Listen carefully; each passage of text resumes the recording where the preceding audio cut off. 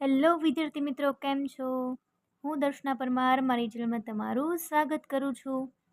તમે જોઈ રહ્યા છો રાહદર્શ એજ્યુકેશન, જેમાં આજે આપણે ભણવાના છીએ સ્ટાન્ડર્ડ ગણિત, બરાબર, ધોરણ 10 વિભાગ બી, પ્રકરણ 13. ચલો શરૂ કરીએ. અને જો તમે મારી આ ચેનલ પર નવા હોય મિત્રો, તો વિડીયોને લાઇક, શેર અને સબસ્ક્રાઈબ કરવાનું ભૂલશો નહીં. બરાબર, ચલો. પ્રશ્ન નંબર 1 જે છે એ કંઈક આ રીતે આપેલો છે મિત્રો. તો મેં તમને આ રીતે રકમ લખેલી છે, બરાબર. ચલો, એલ બરાબર 60, બધાના મૂલ્ય આપ્યા છે, મધ્યસ્થ મેળવવાનો છે. તો હવે મધ્યસ્થ મેળવવા માટે આપણે એનની કિંમત પહેલાં જોઈ લઈએ. 100 છે, તેથી એનના છેદમાં 2 બરાબર 100/2 એટલે શું આવી જાય? 50 આવી જાય. મધ્યસ્થ જે છે એનું આપણે સૂત્ર લખીએ, બરાબર, જેને આપણે એમ સંજ્ઞા વડે દર્શાવીએ છીએ, બરાબર. એલ પ્લસ કૌંસમાં એનના છેદમાં 2 માઇનસ સીએફ એના છેદમાં એફ ગુણ્યા એચ. હવે જે કિંમતો આપી છે એ લખી નાખીએ. 60 પ્લસ 50 માઇનસ 46ના છેદમાં 20 ગુણ્યા એચની કિંમત આપી છે 10, બરાબર. હવે જો અહીંથી છેદ ઉડાડી દો, બરાબર. 60 પહેલાં આમને આમ, 50માંથી 46 બાદ કરો, કેટલા વધ્યા? તો તમે કહેશો 4 વધ્યા. 4ના છેદમાં 2, 2 દુ 4. તો પહેલો જવાબ આવશે 60 પ્લસ 2. 60 પ્લસ 2 કેટલા થઈ ગયા? 62. એટલે જવાબ આવ્યો 62. શું કહેશો અહીંયા? છેલ્લી લાઈન શું લખવાના તપે? કે આપેલ માહિતીનો મધ્યસ્થ 62 મળે છે, બરોબર. ચલો બીજો દાખલો જોઈએ. આ રીતે છે કંઈક. એમાં તમારે શું મેળવવાનું છે? તો કે આપણે મેળવવાનું છે મધ્યક. કાંઈ વાંધો નહીં, મધ્યકનું સૂત્ર લખો, જેને તમે એક્સ બાર સંજ્ઞા કહો છો, બરાબર. સૂત્ર લખો. ચલો, એ આવે ને, A plus sigma F I UI છેદમાં સિગ્મા એફ આઈ ગુણ્યા એચ. એની કિંમત કેટલી છે ભાઈ? તો કે લખી નાખો 749.5. Sigma F I UI 138, sigma F આઈ 400 ગુણ્યા એચ 100. 1 2 1 2 0 નીકળી ગયા. 149.5 પ્લસ માઇનસ માઇનસ 138ના છેદમાં 4 કરીએ આપણે ભાગાકાર, તો જવાબ આવે 34.5. હવે તમે આમાંથી બાદ કરી નાખો. ચલો, 134.5માંથી કેટલા બાદ કરવાના છે? 749.5. કદાચ તમને પોઈન્ટવાળા ન આવડતા હોય, જો અહીં બાજુમાં કરું છું, જોઈ લો. આનો પોઈન્ટ અહીંયા છે, તો પોઈન્ટની નીચે પોઈન્ટ આવવો જરૂરી છે, બરાબર. ચલો, આવી ગયો. ઓકે. કેટલા વધ્યા? અહીંયા 0. 9માંથી 4 જાય 5, અહીંયા વધ્યા 1 અને અહીંયા આવ્યા 7. તો 715 જવાબ આવ્યો. કેટલો આવ્યો? 715. તો એક્સ બાર એટલે કે તમારું મધ્યક બરાબર શું આવે? 715. તો લખો. શું લખશો? કે ભાઈ આપેલ માહિતીનો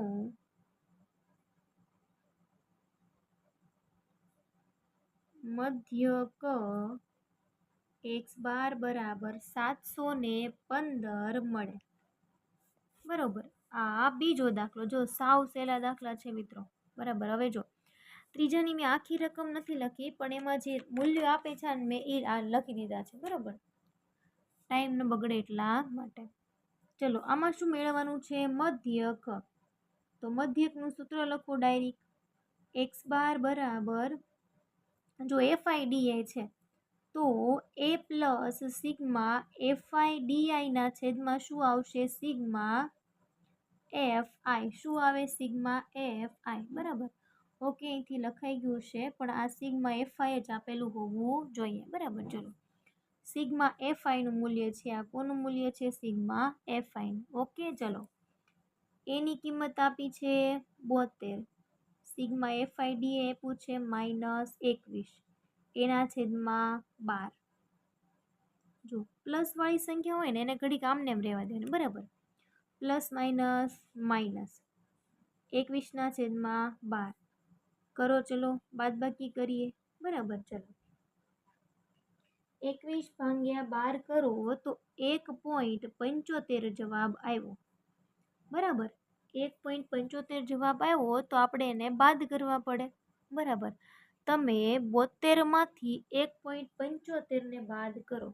બાદ બાકી કેમ કરશો? અહીંયા બાજુમાં કરું છું, જો ન આવડતી હોય. 72 નો પોઈન્ટ અહીંયા પાછળ હોય, કોઈ પણ સંખ્યા હોય ને એનો પોઈન્ટ ક્યાં હોય? એની પાછળ. તો ચલો 1.75 જ્યાં ઘટે ને બધે શું મૂકી દેવાનું? 0. કરીએ બાદ બાકી. અહીંયા 10, અહીંયા 9, અહીંયા એવો એકડો. ચલો અહીંયા 5 વધ્યા, અહીંયા કેટલા વધ્યા? 8, 9 એટલે 2 વધ્યા, બરાબર. અહીંયા વધ્યા 0, અહીંયા વધ્યા 7. તો જવાબ કેટલો આવ્યો? 70.25. તો x12 બરાબર તમને 70.25 મળે છે. તો લખવું પડે ને આપણે છેલ્લે કે ભાઈ આપેલ માહિતીનો મધ્યક x12 બરાબર 70.25 મળે, બરાબર. દાખલા નંબર 4. ચલો આમાં કિંમતો આપેલી છે બહુલક. ઓકે, બહુલકને કોની વડે આપણે દર્શાવીએ છીએ? z વડે, બરાબર. ચલો l plus f1 minus f0 ના છેદમાં 2f1 minus f0 minus f2 ગુણ્યા h. l બરાબર 12 આપ્યા છે, f1 23, f0 10 ભાગ્યા 2. 23, f0 10, f2 21 એને ગુણ્યા 3. 12 પ્લસ 23 માંથી 10 જાય, કેટલા વધે? તો કે 13 વધે, બરાબર. કેટલા વધશે? 13. 23 ગુણ્યા 2 એટલે કેટલા થયા? 46, બરાબર. 10 અને 21 કેટલા થશે? 31 ગુણ્યા 3. ચલો 46 માંથી આપણે બાદ કરી દઈએ 31, કેટલા વધ્યા? 15. 3 પંચા 15. તો ચલો ભાગાકાર કરો. 13 ના છેદમાં 5 આવ્યા, ભાગાકાર કરો તો 2.6 આવ્યા, બરાબર. 12 ને 2 14, તો 14.6. તો તમારો બહુલક કેટલો મળ્યો? 14.6. તો હવે છેલ્લી લાઈન તમે શું લખશો?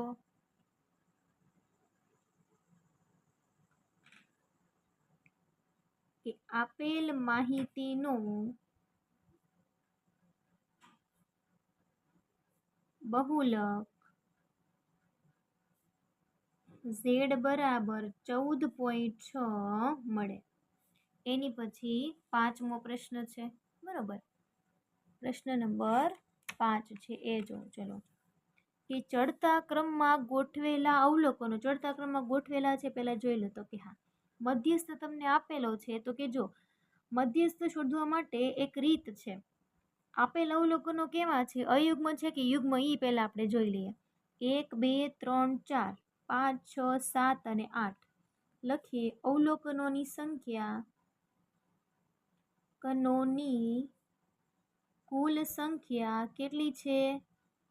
n બરાબર 8 છે. અને 8 કેવી સંખ્યા છે? યુગ્મ સંખ્યા છે.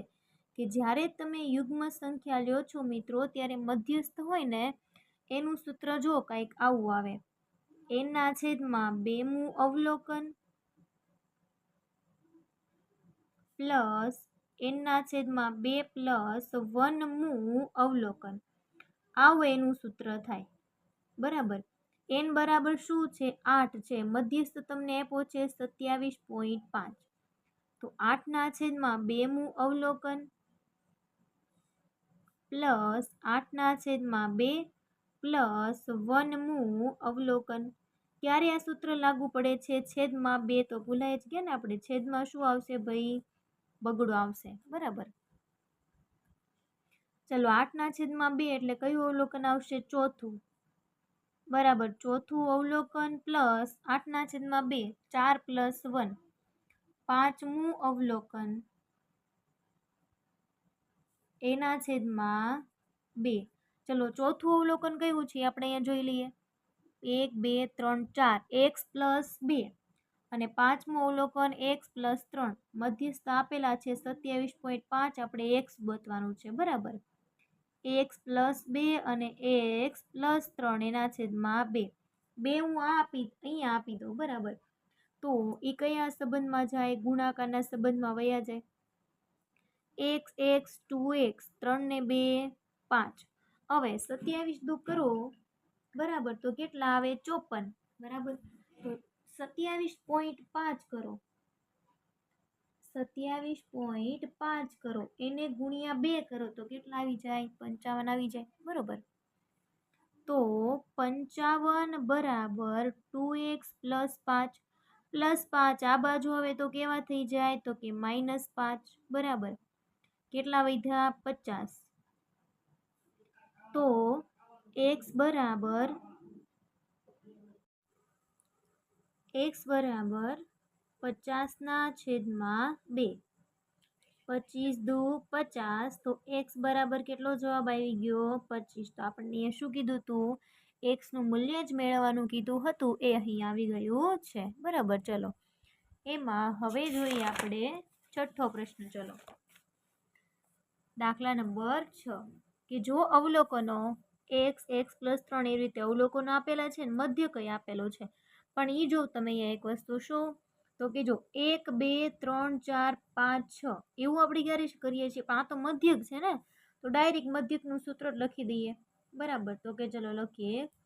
પણ અહીંયા તો અવલોકન આપ્યા છે, તો આમાં x સિગ્મા વાળું સૂત્ર નહીં લખી શકાય. તો આ સૂત્ર આવે જો કયું? મધ્યક બરાબર અવલોકનોની સંખ્યા અથવા અવલોકનોનો સરવાળો એના છેદમાં કુલ અવલોકન. બરાબર. જેટલા પણ અવલોકન છે એનો સરવાળો કરી દઈએ અને મધ્યક તમને 10 આપ્યો છે એ લખી દીધું. બરાબર. x + 3 પછી x + 6 x + 9 x + 12 ના છેદમાં આવ્યા 1 2 3 4 5. બરાબર. એટલે લખીએ 5. તો ચલો હવે આપણે અહીંયા જે છે ને એનો સરવાળો કરી નાખવો પડે. બરાબર. એ પહેલા x નો કરી નાખીએ. 5 ક્યાં જાય? ગુણાકારમાં વયા જાય. 1 2 3 4 અને 5x છે. ચલો આપણે સરવાળો કરીએ. હવે આપણે 3 + 6 + 9 + 12. તો જવાબ આવશે 30. બરોબર. ચલો 10 × 2 50. 30 ને આ બાજુ મોકલું કેવા થઈ જાય? તો કે માઇનસ થઈ જાય. બરાબર. કેટલો જવાબ આવશે અહીંયા? તો કે 20. તો x બરાબર જવાબ આવ્યો 20/5. 5 ચોક 20. તો x ની કિંમત તમને અહીંયા મળશે 4. કેટલી મળી? 4. બરાબર. પ્રશ્ન નંબર 7. જો અવલોકનો 16 15 આ રીતે આપેલા છે તો સૌથી પહેલા તો એમ કીધું છે કે x મેળવો અને મધ્યસ્થ મેળવો. બરાબર. હવે x એટલે કઈ રીતે? તો કે જો આણે એમ કીધું છે કે બહુલક 15 છે. બરાબર. તો જો 16 2 વખત છે, 15 2 વખત છે, 17 2 વખત છે. બરાબર. તો અહીંયા 15 હોય ને તો જ એ બહુલક ગણાય. બરાબર. કેમ કે 15 કેટલી વાર થઈ જાય? તો 3 વખત. તો જ એ બહુલક ગણાય. બરાબર. તો લખીએ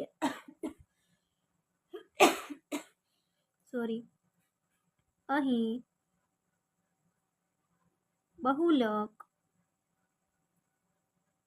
15 હોવાથી x બરાબર આપણને મળી ગયા 15. લ્યો આ પહેલો જવાબ તો મળી ગયો. હવે બીજું શું મેળવવાનું છે? મધ્યસ્થ. તો પહેલા જો અવલોકનોની સંખ્યા યુગ્મ છે કે અયુગ્મ? 1 2 3 4 5 6 7 8 અને 9. બરાબર. કેટલી સંખ્યા છે? 9. જો 9 સંખ્યા હોય તો મધ્યસ્થનું સૂત્ર કંઈક અલગ હોય.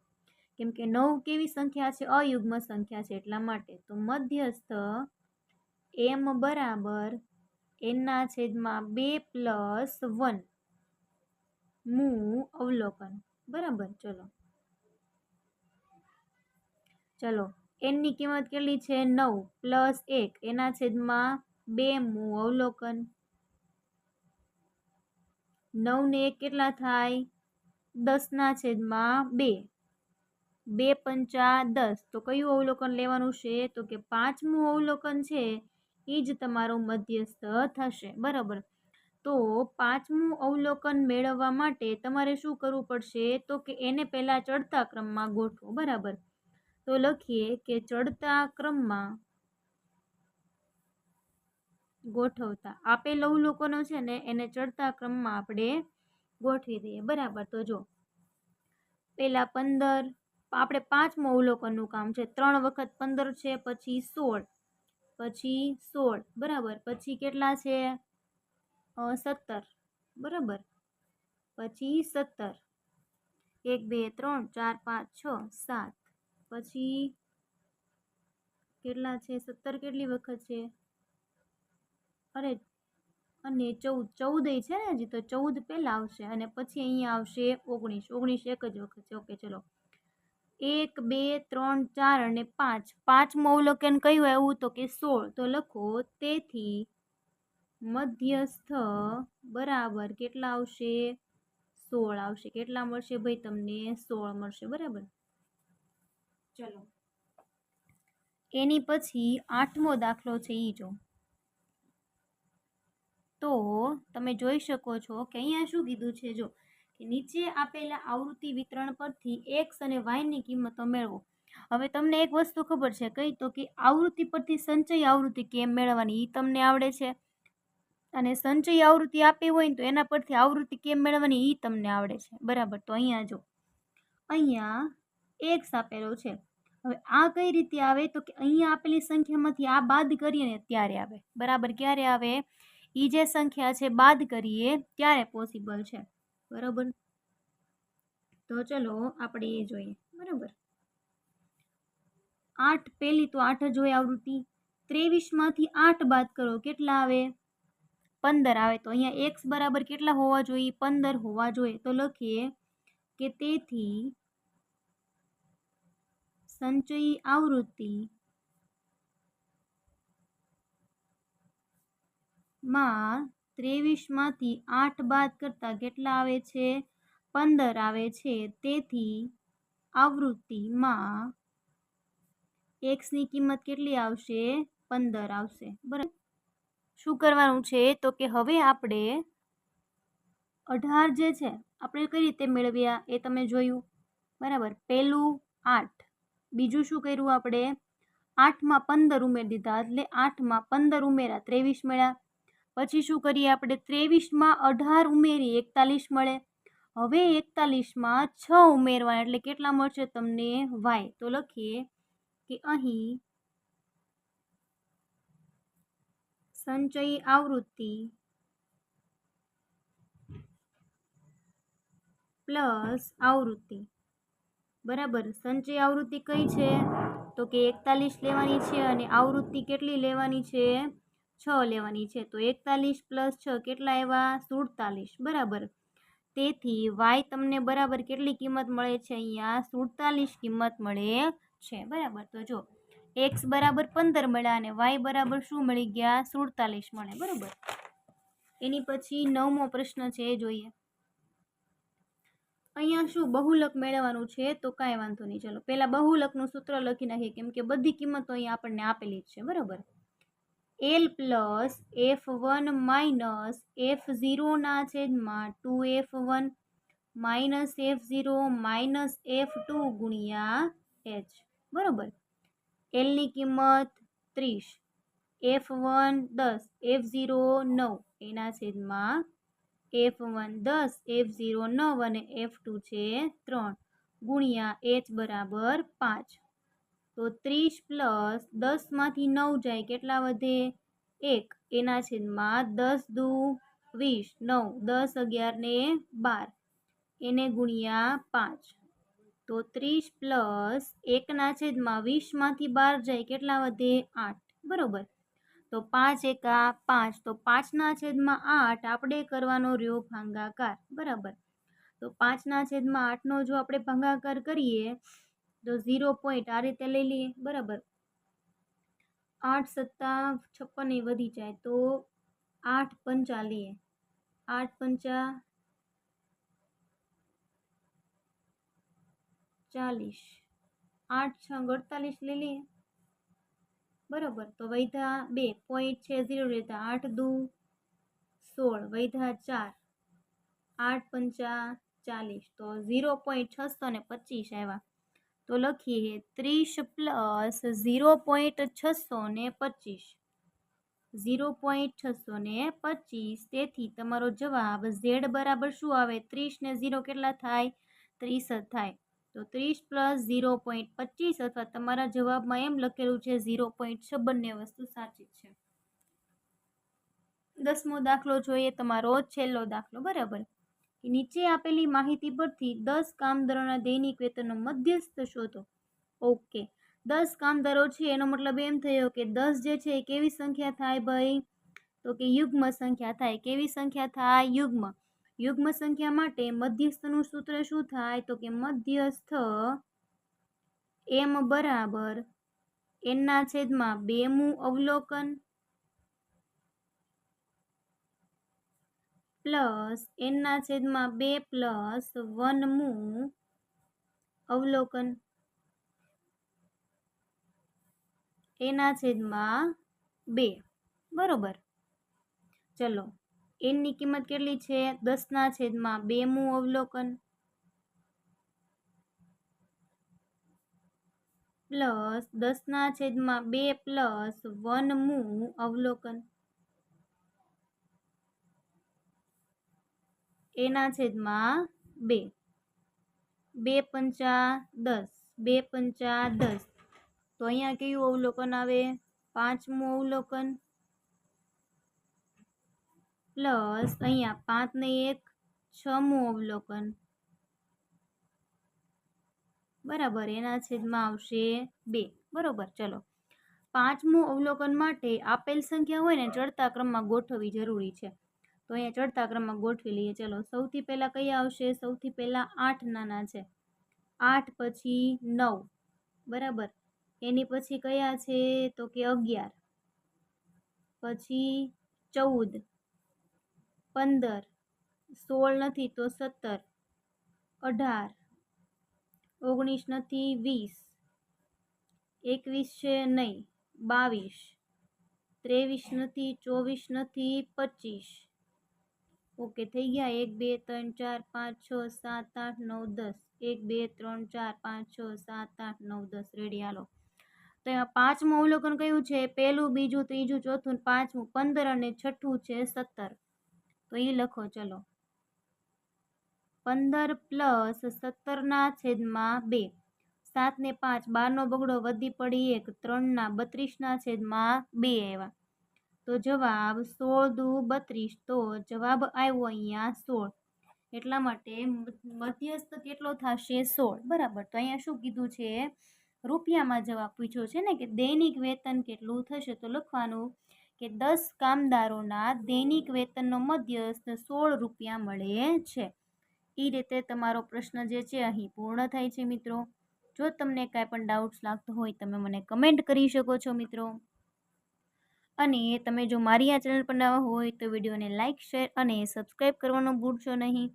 જરૂરથી જણાવજો કે તમને આ વિડીયો કેવો લાગ્યો છે। અને અસાઇનમેન્ટમાં આજે આપણે પ્રકરણ નંબર 13 ભણ્યા છીએ। આની પછીના વિડીયોમાં આપણે પ્રકરણ નંબર 14 જોઈશું બરાબર। એટલે આપણું જે છે વિભાગ બી જે છે એ પૂરો થશે। વિભાગ એનું પણ આપણે સોલ્યુશન કરેલું છે જે ચેનલ પર મુકાઈ ગયું છે બરાબર કે કઈ રીતે વિકલ્પોનું સોલ્યુશન કરવું એ બરાબર। ચલો આજ માટે આપણે એટલું રાખીએ છીએ। ફરી મળીશું કાલે। Thank you very much.